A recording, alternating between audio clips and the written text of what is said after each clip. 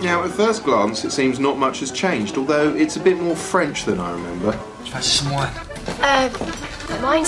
Would you prefer a lager? No, Martin, that's une lager. Still, at least the buildings are the same. Take the car lot. In real life, that would have been bulldozed to make way for a Nando's Chicken Land years ago. And now it's Quadrophenia Motors. All the businesses in Albert Square function as hand-me-downs. People just inherit them, like old sweaters. Speaking of old sweaters...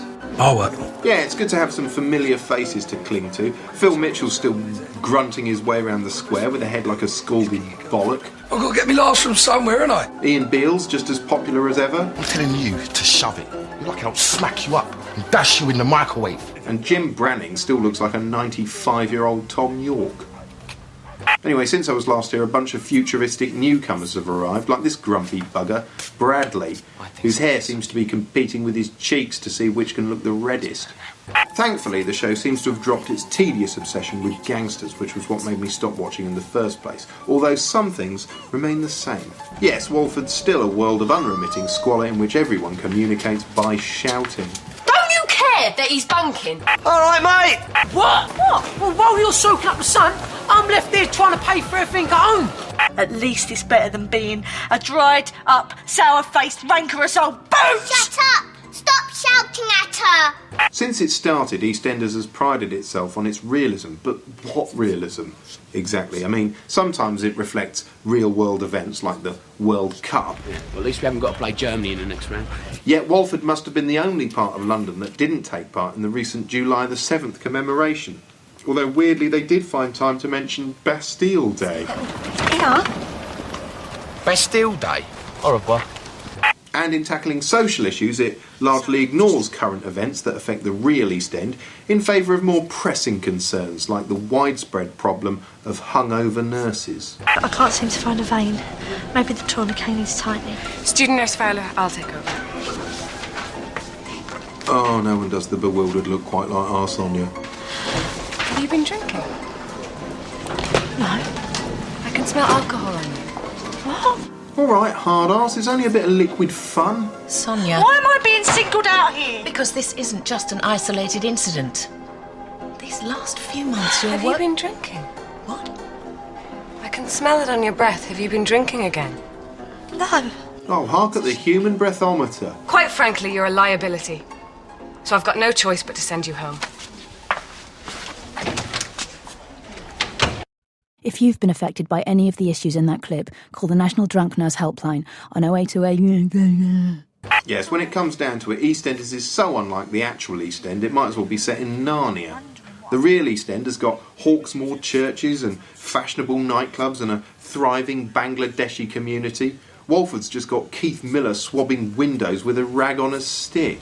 Dedicated my whole life to it, haven't I? Actually, that rag on a stick might be one of these new characters, I'm not sure. Anyway, despite all that, EastEnders has definitely improved since I last tuned in. Just sitting through a few episodes has got me hooked all over again by osmosis, even if, like my glaring alcohol addiction, it ultimately won't bring me happiness. Or anyone else, come to that. I don't like you. Rebecca. You make everyone sad. Leave us alone.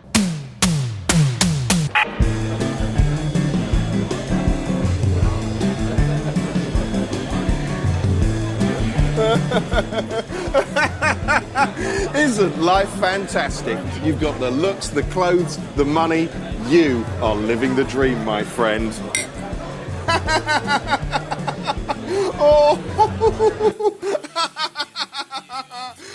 Except you're not, are you? The dream's just that, a dream. Real life doesn't work like that. Real life's a knobbly old mess full of graft and tedium and unexpected kicks to the nuts, spiritually speaking. So how come half the time your TV's smothered with glittering f***wits like that? Fuck off!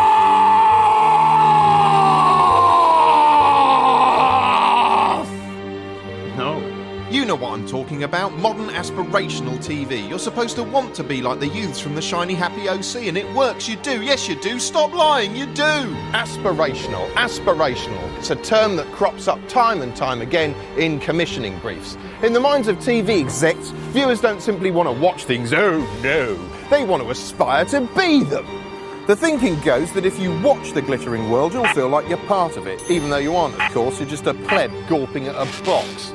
Oh, does the pauper want to be like the pretty people on the television, does he? Ooh. Ooh.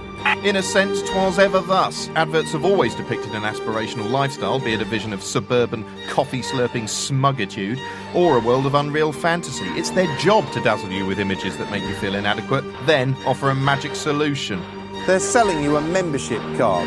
Buy this car, or use this shampoo, or drink this booze. And maybe, just maybe, you'll be part of the glamour gang too for about 30 seconds until they try and flog you something else. The monsters! But it wasn't long before the aspirational virus leaked out of the adverts and infected the programmes themselves.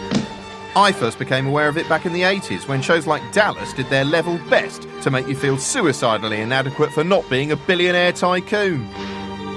I was a mere stripling at the time, but even then I was left with a sense that I could never compete, that no matter how hard I tried in life, I'd never match up to the chandelier-shagging anointed ones. JR, you are the daddy. In those days, the focus was money. Today, it's every aspect of your life.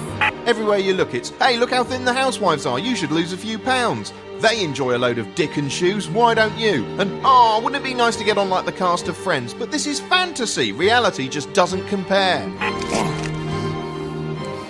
Normal life damp and grey by comparison. No wonder everybody's miserable. And I mean literally everybody. Look. Look at him, he's miserable. So's she and him. Now that is misery. Trouble is, while aspirational adverts at least serve a purpose, i.e. selling you stuff, aspirational programming doesn't. It just feeds the void, the sense of lack, the gulf between them and you. It stokes it up and up and up like a low self-esteem engine until finally, where can you turn for a solution? Where do you think?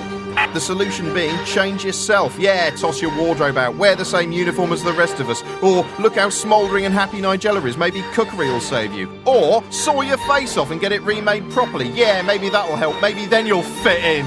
Surely it's a rum state of affairs when TV actively encourages you to hack yourself apart in the name of self-worth. I mean, hacking up a stranger, okay, that I can understand. But this is just sick. Seems to me our aspirational parameters are all out of whack. OK, for the sake of argument, let's say you get the money, you get the looks, you get the fashion.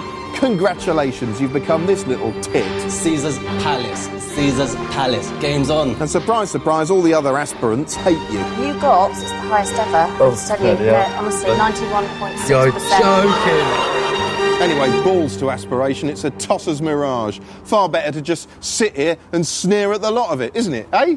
That's what we like to do, isn't it, eh? Have a good sneer, eh? Hey, that cheers us up, doesn't it, eh? Bit of camaraderie like that, yeah? On you, I'll put a smile on your face. We're all right, aren't we, mate, yeah?